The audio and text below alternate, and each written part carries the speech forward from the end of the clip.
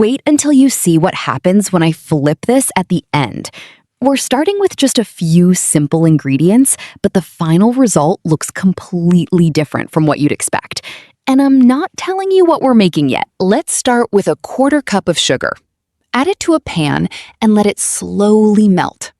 Now, caramelizing sugar needs a little patience. At first, it may look like absolutely nothing is happening, but soon you'll notice the sugar melting around the edges and gradually changing color. And look at that color. This is exactly what we want. Now I'm adding 2 apples that I've cut into slices. Add all of them right into that gorgeous caramelized sugar. Gently mix everything so those apple slices get coated in the caramel. We'll cook them for about 5 minutes. As they cook, the apples start becoming slightly tender and release some of their natural juices. Once the apples have cooked for 5 minutes, transfer everything into an 8-inch mold. Spread the apple slices evenly across the bottom. Take a moment to arrange them nicely, because there's a little reason I want this layer to look good. Now, set this aside and let it cool slightly. While that's cooling, let's prepare our next mixture.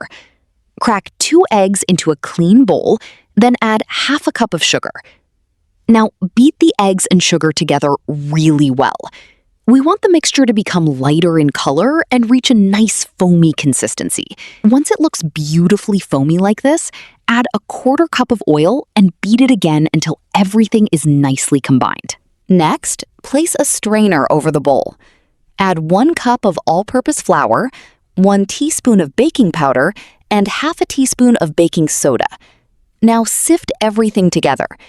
Sifting helps break up any little lumps and distributes our raising ingredients more evenly throughout the flour. Instead of adding everything at once, gradually incorporate the dry ingredients into the egg mixture. Mix gently as you go. We want everything combined and smooth, but there's no need to aggressively overmix the batter. Now we need a little more moisture. Gradually add 1/3 cup of milk while continuing to mix. Adding it little by little makes it much easier to create a smooth batter without lumps.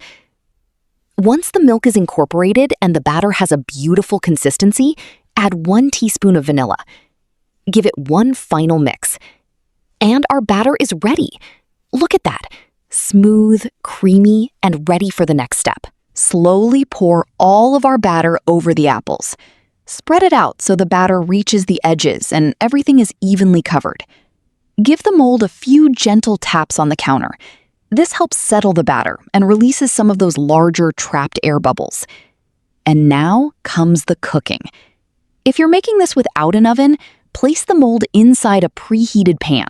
Cover it and cook over medium heat for around 30 to 40 minutes. And now, the moment I've been waiting to show you. 3, 2, 1. Look at that!